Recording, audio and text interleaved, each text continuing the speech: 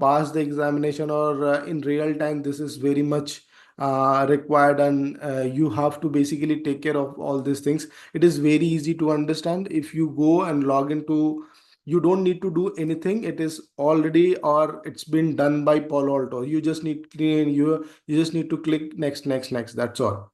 Okay. So just wanted to let you know that there are few topics which cannot be covered because of this constraints. And the other thing, I just wanted to let you know, related to Panorama Labs, Firewall Labs, you can do almost everything. But for Panorama Labs, you have to talk to NW Kings once for their labs, because the Palo Alto labs can be done. But for Panorama Labs, you have to book official lab with Palo Alto, and you have to talk to NW Kings, and they will give you.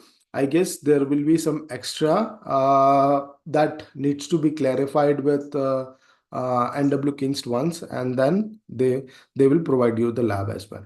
Okay. Now let's discuss about the topics that we are going to cover. We are going to cover, as you can see, there are few topics which is very much basics. So it starts with the basics things like what is firewall, what is security, what is panorama. So everything will start with very basics. But the only criteria that I can tell you is you should have an understanding of TCP/IP, okay, OSI model, like the basic, the understanding of basic networking, like what is ARP, what is IP address, what is subnetting, what is TCP, what is UDP, how they communicate, what is three-way handshake. So all these basic things or basic networking part that you should know. That's all. That is the eligibility criteria, because that is not going to cover in Palo Alto. Now, we are going to start the basics of firewall, like how firewall works. Okay. What is the basic fundamentals, what is stateful, what is stateless, how accessless policy will be configured. All these things we are going to cover, right? Now if you just try to understand the further, first we'll start with the firewall, then we are going to understand the interfaces. What are the interfaces, what are the type of interfaces, okay, which we are going to look at it. Like layer 2, like the interface of Palo Alto firewall. Okay. Now let's say, for an example, if I talk about switches, right? Switches only works at layer 2 interfaces.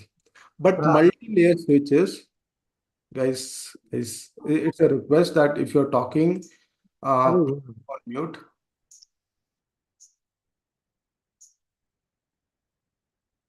So let's say the multi-layer switch, it can be configured as layer 3, it can be configured as layer 2, right? Same way Palo Alto interfaces can configure as layer 2, layer 3, virtual wire, tap, all these things. We'll try to understand with the explanation as well, right? Then we have decryptions, right? So what exactly happens is, for an example, let's say this is Palo Alto, or this is a user, okay? And this is a web server. Now this user is going and accessing this web server, like Google, Facebook, and Yahoo and Rediff. Like this is the well-known sites, we are sure about it. Now there are billions of websites out there in this particular world.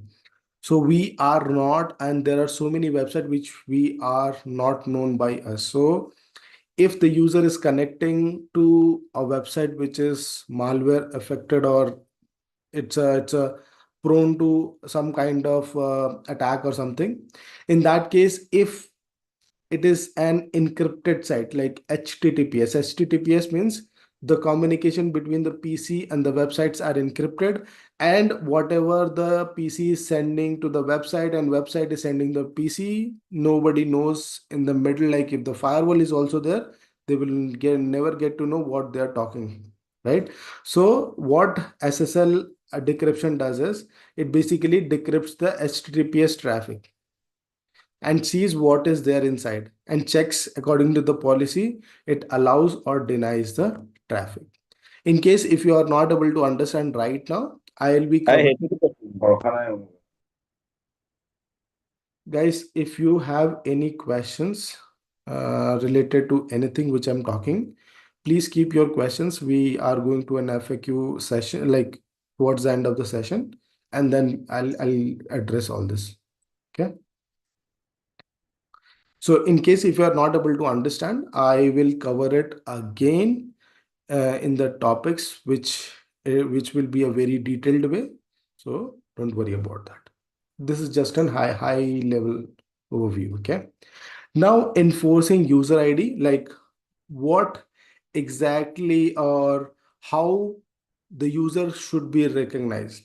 Let's say for an example, if if I want to provide access based on user, right? So access based on user, now user is in sitting in Bangalore or sitting in Delhi or Mumbai. I am accessing or I'll be giving access based on the user. So if I'm giving based on user, what happens is no matter if he's sitting at any of the location, he'll access will be same. But if if I give based on IP address, what happens? The IP addresses at Bangalore, Delhi, or Mumbai will be different, and the access will be different for different subnet as well. So that is the reason the Palo Alto firewall will support user ID. It understands the user and provide access based on the user, not on IP addresses. Okay. Then we have our global protect. If the remote users are logging in, what should be the access that we have to provide? Meaning that you might have heard about Cisco AnyConnect or user or the users are working from home, right? Or employees are working from home, right? So the solution what Cisco has provided is basically Cisco AnyConnect. Same way, we have something called as Global Protect in Palo Alto Firewall, which we are going to understand, right? Then we have multi-system. This is only possible in physical environment. This is not possible in virtual environment. So what exactly that is happening? Let's say you have two Palo Alto physical Palo Alto firewalls. Okay. Physically, this is firewall one, only one firewall. But logically, you can divide into multiple firewalls, firewall one, firewall two, like that. So logically, you're dividing. But right now, and in our lab, we will be using virtual firewall. So we cannot basically do a multi-system for that, right? We cannot divide those firewalls into multiple firewalls, correct? That we are going to see those concepts, right?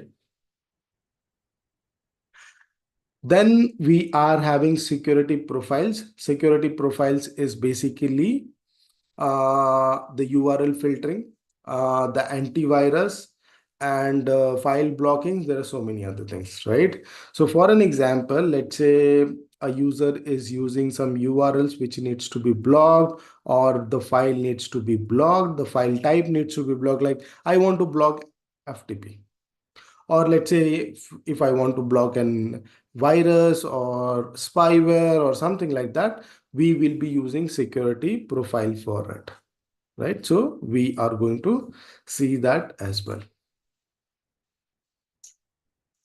Then we have zone protections. Zone protection is nothing but let's say for an example, there are some DDoS attack, the denial of service attack. How can we protect? Like, let's say we are expecting 10,000 connection from an interface per second.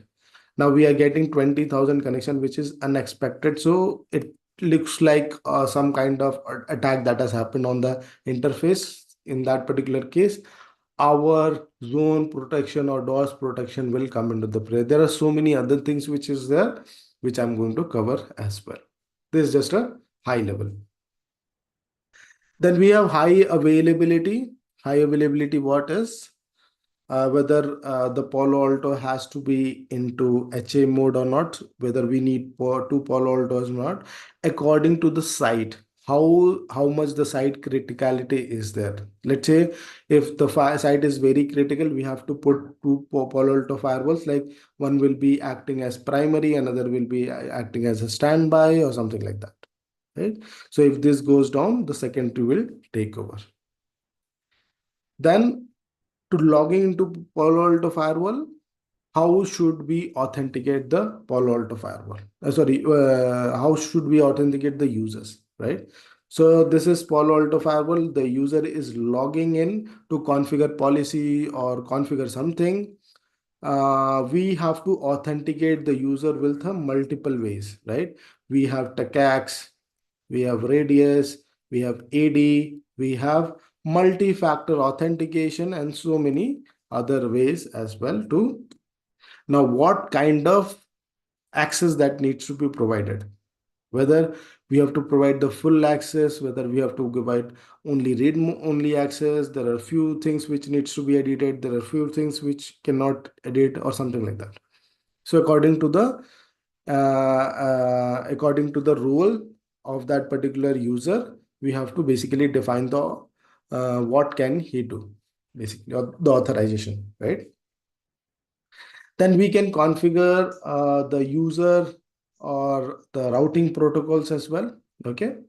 So routing, we can do all the dynamic static routings, like we can configure BGP, OSPF, and RIP as well. Okay. And there are logical routers are also there. Like you can have multiple routing tables or multiple routers that you can create inside the Palo Alto firewall. So what does it means that if you have this Palo Alto firewall, okay, this is, let's say, virtual router 1, this is virtual router 2, this is virtual router 3, this is virtual router 4.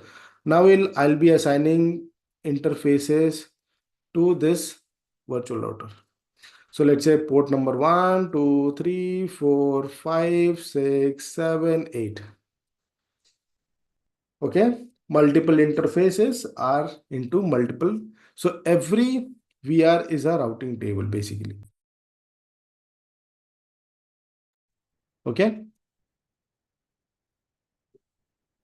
Now NAT configuration, which is very much important and common in all organization. We are seeing that we are going to see what are the types of NAT that can be configured and can be which basically can be configured inside the Palo Alto firewall. What are the types of that? Okay, which we are going to see.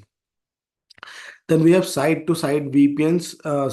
Site-to-site VPN is like if I have a site here and site in another city or another country, like how can we build site-to-site VPN? Because the private users or a private network can communicate to the other side private network, right? So we are going to see as well. Then service route. Service route is very basic to understand because by default, all those connections will be going through management interface. So how can we basically configure that and sends to a right interface, which I'm going to discuss with the explanation as well.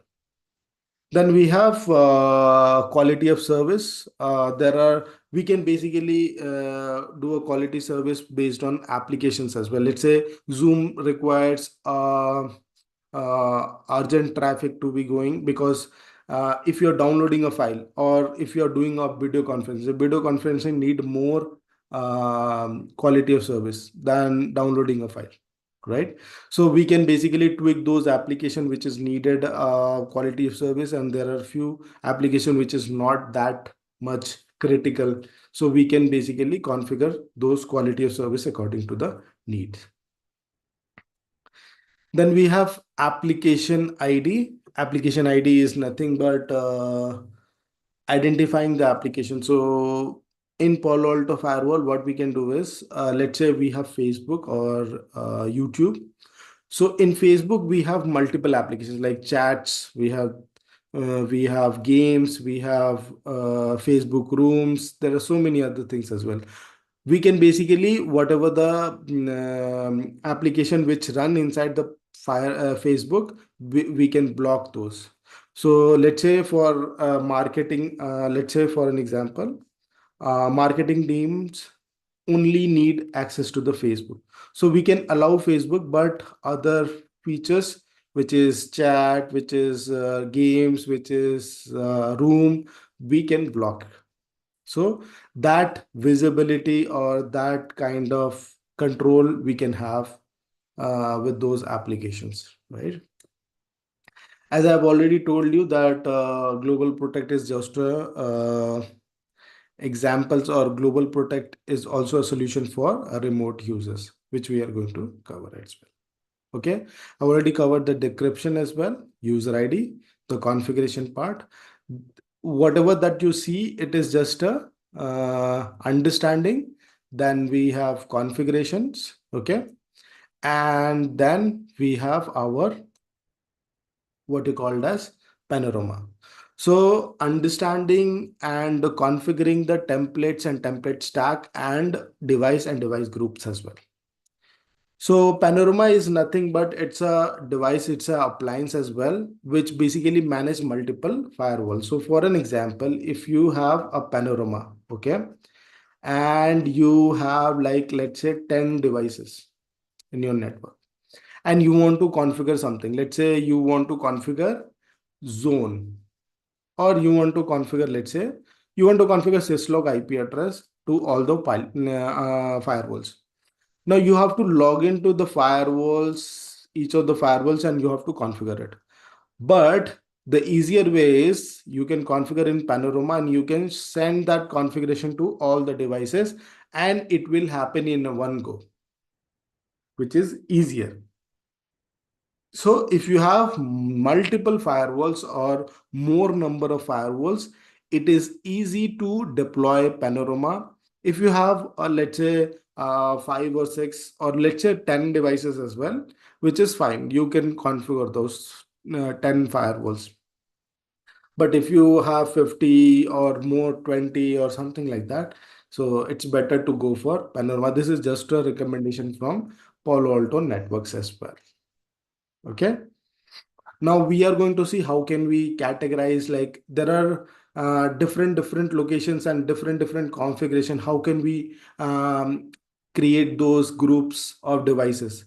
Let's say you have some devices in Delhi and US, or in Australia.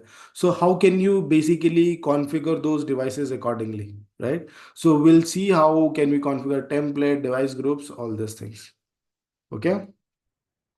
And also we have what you called as log collector as well. So Panorama also collect the logs as well. So if you are sitting in Panorama, you can see the logs coming from firewall as well. So you don't need to log into the firewall or any other logging tool to see the logs. You just log into Panorama and you will see the logs that is coming from firewall and the policy. So in one screen, you can basically troubleshoot, configure everything. Okay. And the troubleshooting part as well. So how can we troubleshoot the side-to-side VPN? How can we troubleshoot the user ID? How can we configure the troubleshoot the routing? And how can we do a packet capture, debugs, all these things we are also going to see in this. Okay. Now let's try and let me tell you what and how we are going to understand or basically do all these classes. Okay.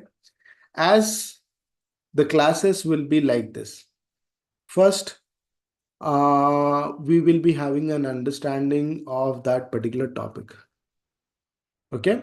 So once we understand the topic, we will go and try to do a lab of it. Okay. So we'll try to understand how the lab or the configuration of that particular implementation works. Okay. And during the lab time, I'll be telling you the troubleshooting part as well with my experiences, what I have. Like, let's say if you configure this, this will happen. If you configure this, this will happen. Or if you getting this output, you might need to check this information. Or if you are not getting this, there will be a connectivity between this to this. So I'll be explaining about the troubleshooting part as well. Okay.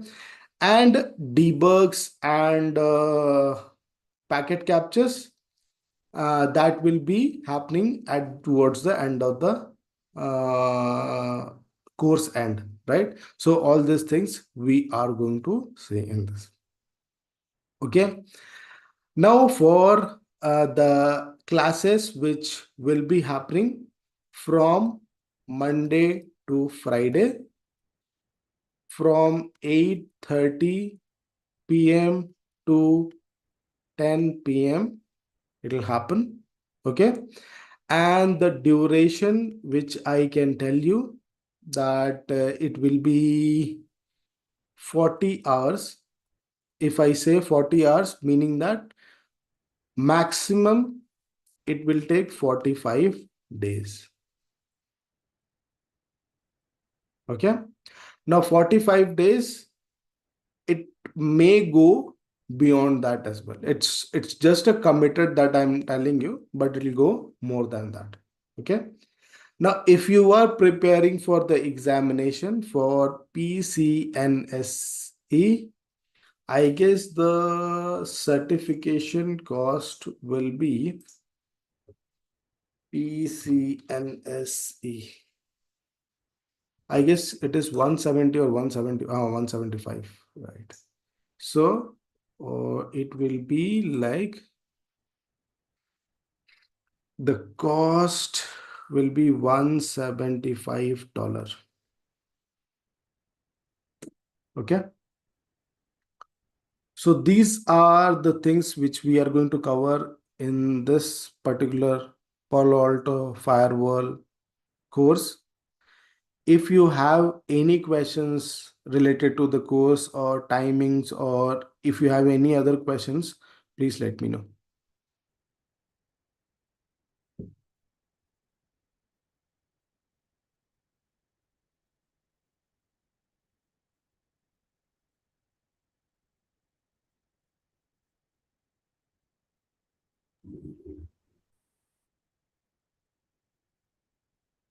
We are good.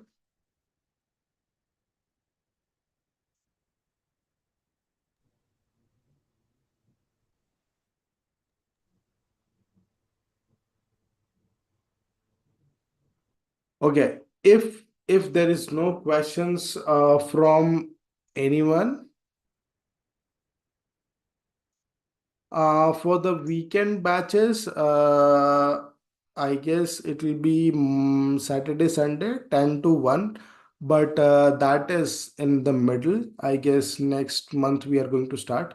I guess you have to check with NW Kings regarding that. I guess another uh, lecturer, they can arrange a class with them, or they are going to start something. You have to get to know about the schedule about it. I'm not much sure on that particular part. So you have to get in touch with them for the weekend classes. Okay. Hi, Vikas, Ravi here. Yeah, hi. So, just wanted to know when can we expect recordings after the class? Because sometimes it will be difficult for us to join the classes, right, depending on the work hours. So So, let's say for an example, today the class has happened, right? So tomorrow by evening or maybe in the afternoon, you'll get the recordings. okay, okay. The recording links all will be shared via any WhatsApp group or else, any. I guess you have the access to the portal, and in the portal you will have all the recordings. Oh, yeah, thank you. Yeah.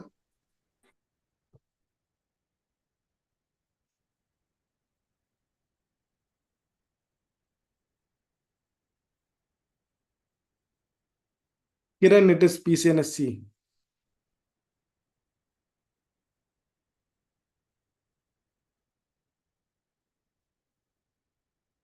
Okay. Okay, guys. So, you guys will get the information when we are going to start the class. Not, it will not happen not tomorrow or day after tomorrow.